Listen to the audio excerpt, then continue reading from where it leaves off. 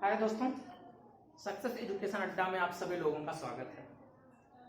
तो हम पढ़ रहे थे, मैं हाई स्कूल की जो था क्लास 10th की सूरदास के पद पढ़ा रहा था, जिसमें मैंने क्या किया था, ऑलरेडी इसमें क्या किया था, 9 पदों को अपलोड कर दिया था। ये 10वां पद है सूरदास जी का। अब इसके बाद एक पद और बचेगा, उसके बाद ये खत्म हो जाएगा। एक या 2 पद बचेंगे, उसके बाद ये खत्म हो जाएगा।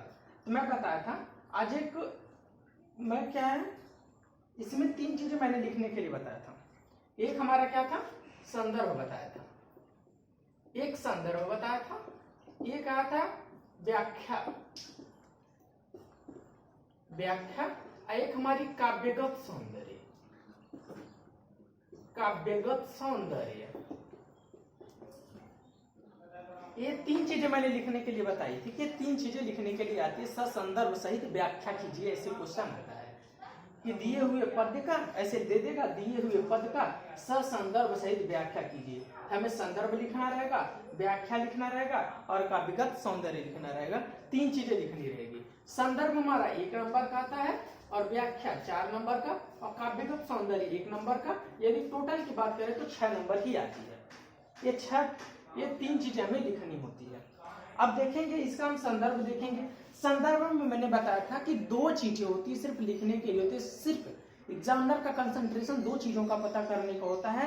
एक हमारा क्या है, उसका शीर्षक का नाम, और दूसरी चीज होता है कि उसके रचयिता का नाम। यानी 2 चीजों को फोकस सिर्फ देखता है। एक हमारा क्या है, शीर्षक का नाम लिखना होता है, एक शीर्षक का नाम, और दूसरी बात होती है उसके रचयिता का नाम, उसके रचयिता का नाम। 2 चीजें लिखने के लिए आता है। तो हम 2 चीजें क्या आती है, प्रस्तुत पद्य सूर सागर से, ये हमारे इसकी शीर्षक है। यानी जो सूरदास जी की बहुत सारी रचनाएं, सूर सागर, सुरावली, साहित्य लहरी, तो ये सूर सागर से जो हमारी पाठ्य पुस्तक है काव्यखंड, उसमें पद के नाम से दिया गया है और इसके रचयिता सूरदास जी है। इनको क्या करते हैं, हाईलाइट कर देते हैं, यानी एग्जामिनर की नजर सीधे इस पे पड़े 2 चीजों पे। ये हमारा शीर्षक हो गया और ये हमारा इसके रचयिता हो गए। उसके बाद आती है व्याख्या की। व्याख्या हम देखते हैं। अब देखते हैं व्याख्या देने से पहले मैं एक चीज थोड़ी सी इसकी स्टोरी बताता हूँ।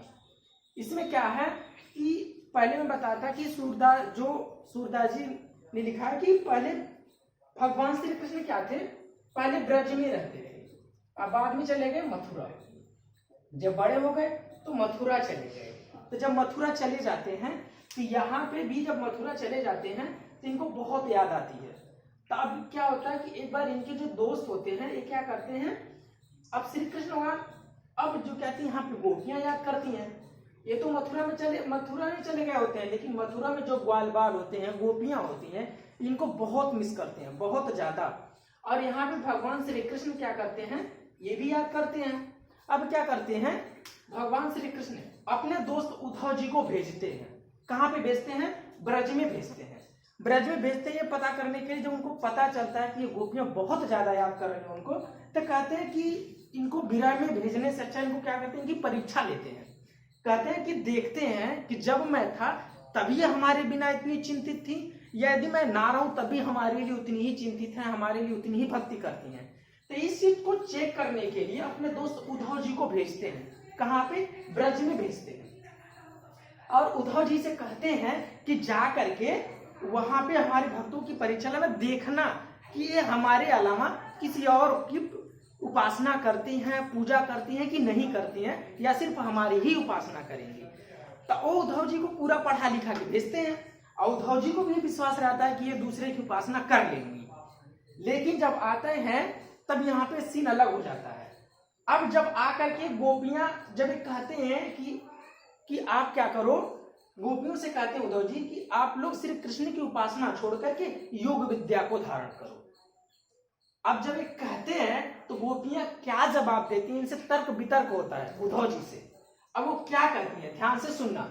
उद्धव मन न भये 10-20, क्या कहती, ध्यान से सुनना। उद्धव, हे उद्धव जी, क्या कहती है गोपियां, हे उद्धव जी। मन मतलब हमारे जो मन है, भय 10-20, 10 या 20, न मतलब नहीं है। उद्धव मन न भय 10-20, हे उद्धव जी हमारे पास मन 10 या 20 नहीं है, यानी एक ही मन है हमारे पास। क्या कहती है, उद्धव मन न भय 10-20, हे उद्धव जी, मन हमारे पास जो मन है, न मतलब नहीं है, 10-20, ये 10-20 मन तो हमारे पास है नहीं। उद्धव मन न भय 10-20, हे उद्धव जी हमारे पास 10-20 मन नहीं है। एक हु तो एक ही था, सो वो भी गयो मतलब चला गया, श्याम मतलब श्री कृष्ण, संग मतलब साथ। एक हु तो एक ही था, सो वो भी गयो श्याम संग श्री कृष्ण के साथ चला गया। अर्थ देखते चलना। संग मतलब क्या है? साथ। गयो मतलब चला गया। सो मतलब वो भी। क्या कर रही है? उद्धव मन न भय 10-20, हे उद्धव जी मन 10-20 नहीं होते हैं। एक हु तो एक ही था, सो गयो वो भी चला गया, श्याम संग श्री कृष्ण के साथ ही। को अवराध इस, अवराध मतलब आराधना करना। को अवराध इस, तो हम लोग किस प्रकार आराधना करें किसी और की? जो आप लोग ये योग विद्या की कह रहे हो, इनकी उपासना करें, तो हम लोग कैसे करें? एक ही मन था, वो भी श्री कृष्ण के साथ चला गया। एक हु तो एक ही था, सो गयो वो भी चला गया, श्याम संग श्री कृष्ण के साथ। वो मतलब किस प्रकार, आराधना मतलब आराधना करें, इस मतलब ईश्वर की। अब हम लोग किसी और ईश्वर की कैसे आराधना करें? को मतलब किस प्रकार, आराधना मतलब आराधना करना, उपासना करना, पूजा करना, आराधना करना, इस मतलब ईश्वर। क्या कह रही है?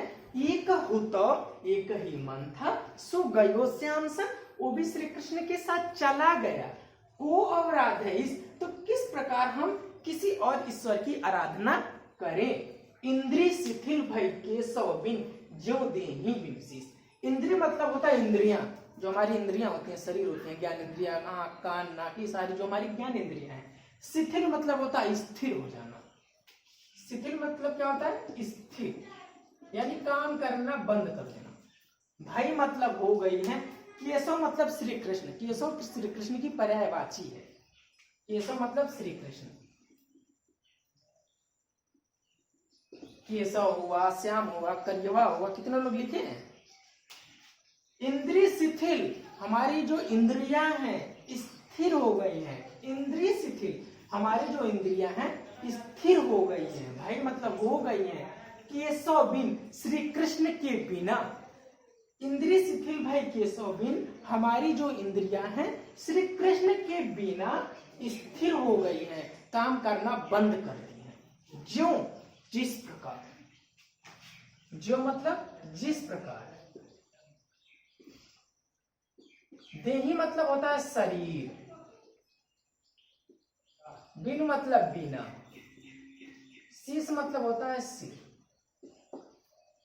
ज्यों देही बिनु शीश, जिस प्रकार बिना शीश के शरीर काम नहीं करता है, उसी प्रकार हमारी जो इंद्रियां हैं श्री कृष्ण के बिना स्थिर हो गई हैं। ज्यों देही यानी जिस प्रकार, ज्यों मतलब जिस प्रकार, देही मतलब शरीर, बिन मतलब काम करना बंद कर देती है, शीश मतलब शरीर के, शीश मतलब सर। ज्यों देही बिन शीश, जिस प्रकार बिना सिर के शरीर काम नहीं करती है, उसी प्रकार भाई केशव बिन, हमारे श्री कृष्ण के बिना इंद्रिय शिथिल भई, हमारी ज्ञान इंद्रियां, हमारी जो इंद्रियां हैं स्थिर हो गई हैं। आशा लाई रहत तन श्वासा, जीवन कोटि बरिस। अब क्यों हो गई है बात? देखो ना क्यों हो गई है कि श्री कृष्ण भगवान ने क्या कहा था कि वो बोल के गए थे कि मैं परसों आऊंगा, लेकिन बिता दिए कितना? बरसों। लिखा भी है, परसों को बिताए दिए बरसों, तरसों कब पाए पिया परसों। उन्होंने परसों कह के गए थे कि मैं परसों आ जाऊंगा, लेकिन उन्होंने बरसों बिता दिया। तो होंगे ये झूठ बोल के गए थे। अब क्या कह रही हैं? लेकिन उनको तो आशा लगी हुई है ना कि भगवान श्री कृष्ण जरूर आएंगे, बोल के गए हैं। क्या कह रही है? आशा मतलब होती है आशा, क्या होती है? होप, आशा लगाए रखना, हमारी एक्सपेक्टेशन है, आशा है। लागी मतलब लगी हुई है, रहत मतलब रहती है, तन मतलब शरीर, श्वासा मतलब सांसें। तन मतलब होता है शरीर। आशा लागी रहत तन श्वासा, जीवन। कोटि मतलब होता है करोड़ों। कोटि मीन्स क्या होता है? करोड़ों। वर्ष मतलब वरिष मतलब क्या होता है? वर्ष। क्या कह रही हैं कि आशा लागी रहत तन श्वासा। तन मतलब हमारे शरीर में, सांस, श्वासा मतलब सांस चल रही है। आशा लागी, हमारे शरीर में इस आशा में सांसें चल रही हैं कि जीव ही कोटि बरिस, कि श्री कृष्ण जरूर आएंगे, जीव ही कोटि बरिस। और इस प्रकार हम लोग, जीवा मतलब जीवित रहेंगे, कोटि मतलब करोड़ों, बरिस मतलब वर्ष तक। और हम लोग श्री कृष्ण के आने की आशा में करोड़ों वर्ष तक जीवित रहेंगे, हमारी सांसें चलती रहेंगी, हम मरेंगे नहीं। आशा लागी, हमारे शरीर में आशा लगी हुई है। रहत तन श्वासा, यानी हमारे शरीर में जब तक आशा लगी हुई है, रहत तन श्वासा, तब तक हमारे शरीर में सांसें चलती रहेंगी। यानी जब तक हम लोगों के अंदर श्री कृष्ण के आने की लालसा है, आशा है, तब तक हमारी सांसें चलती रहेंगी। जीव ही कोटि बरिस, जीवन मतलब जीवित रहेंगी, जीवन मतलब जीवित रहना, जीव ही कोटि बरिस। और इस प्रकार हम लोग करोड़ों वर्ष तक जीवित रहेंगे। ठीक है। अब क्या कर रही हैं? तुम तो सखा श्याम सुंदर के सकल जोग के ईश, असुर हमारे नंद नंदन बिन और नहीं जगदीश। क्या कह रही है? तुम तो सखा हो। सखा मतलब साथी होता है। तुम तो सखा मतलब साथी, दोस्त, यार। तुम तो सखा हो जी, तुम तो हो सखा, दोस्त, श्याम सुंदर के, श्री कृष्ण के सखा हो। तुम तो सखा श्याम सुंदर के, तुम तो श्री कृष्ण के सखा हो। सकल मतलब सभी, सकल मतलब मीन्स क्या होता है? सभी। जोग मतलब होता है योग विद्या, इस मतलब होता है ज्ञाता। जोग मतलब योग विद्या, क्या होता है? योग विद्या। क्या कह रही है? तुम तो सखा श्याम सुंदर के, तुम तो श्री कृष्ण के सखा हो, सकल जोग के इस, और सभी योग विद्याओं की ज्ञाता हो। तो तुम ही बता दो कि हमारे श्री कृष्ण कब आएंगे। तुम तो सखा श्याम सुंदर के सकल जोग के इस, हे उद्धव जी आप तो श्री कृष्ण के सखा हो, सकल जोग के इस, सकल मतलब सभी, योग, जोग मतलब योग विद्या, इस मतलब ज्ञाता, सकल जोग के इस और सभी योग विद्याओं की ज्ञाता हो। तो बता दो श्री कृष्ण कब आएंगे। सूर हमारे नंद नंदन बिन और नहीं जगदीश।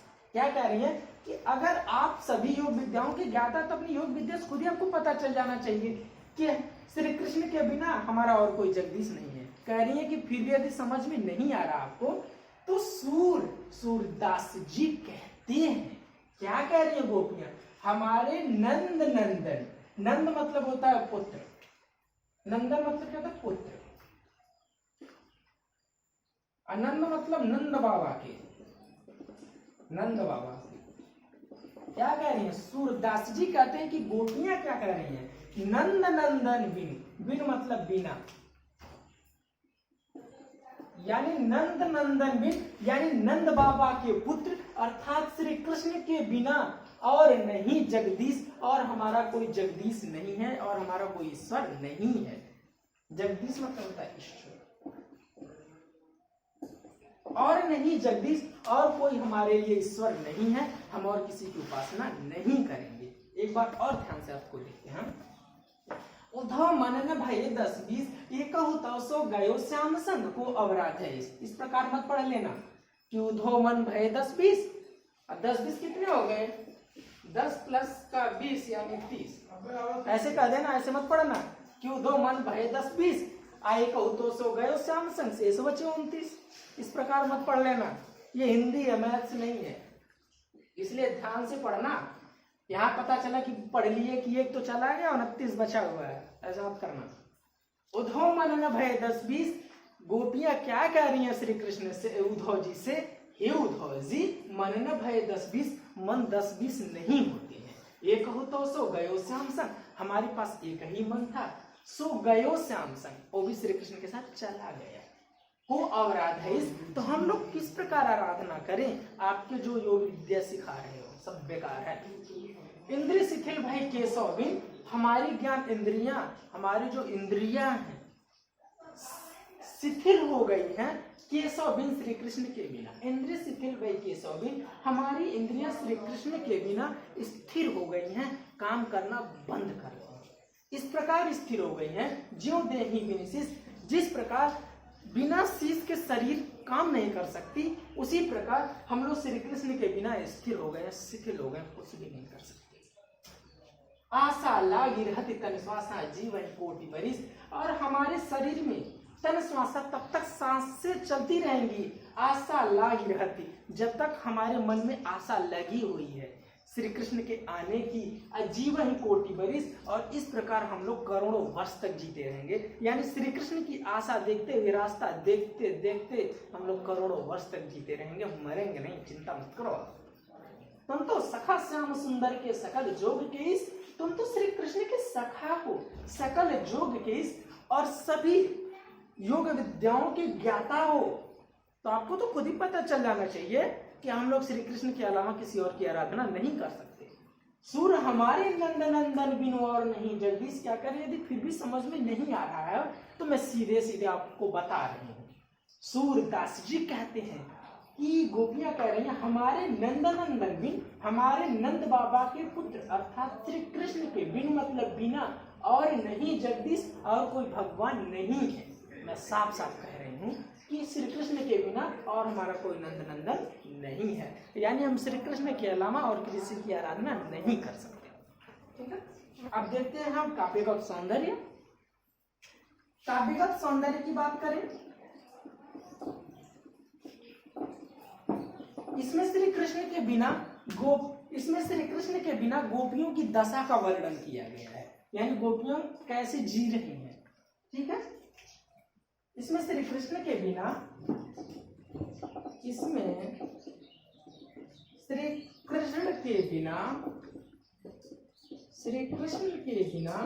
गोपियों के दशा का वर्णन किया गया है। गोपियों के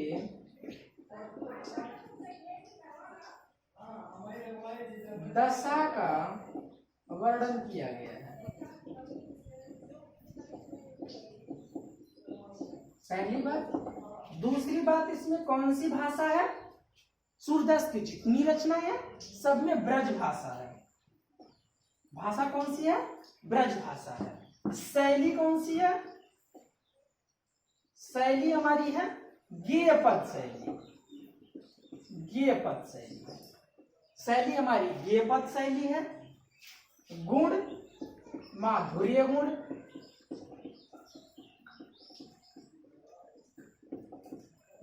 माधुर्य गुण है। और क्या है? अब बताती रस और अलंकार की।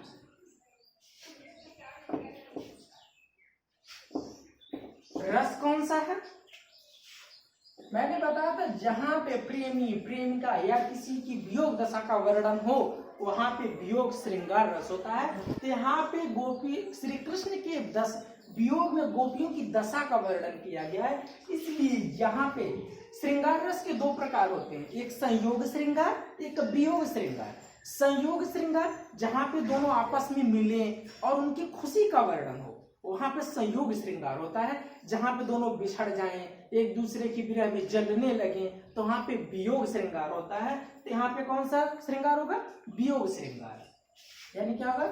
वियोग श्रृंगार, वियोग श्रृंगार रस, वियोग श्रृंगार रस।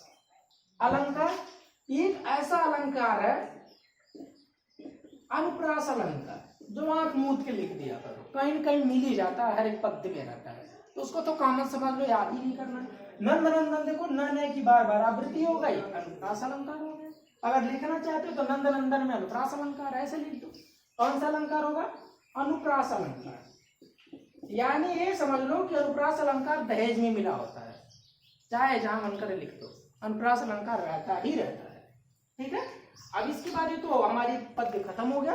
अब जो बचे हुए पद्य हम अगली वीडियो में लेकर के आएंगे, तब तक हमारे साथ बने रहो मस्ती से।